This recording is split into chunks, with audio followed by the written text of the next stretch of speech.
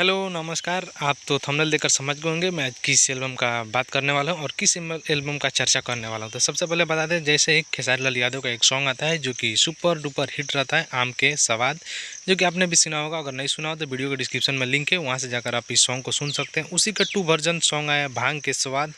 ये गाना भी ब्लास्ट होने वाला है क्योंकि इस गाना में एक रीज़न है, और आम के स्वाद वाला गाना भी जो आया था उसका भी एक रीज़न था, क्योंकि दोनों गाने का same to same music director music दिए हैं, जो इनका नाम है प्रियांशु सिंह। और जितने भी म्यूजिक बनाते हैं सुपर डुपर हिट रहता है सॉन्ग।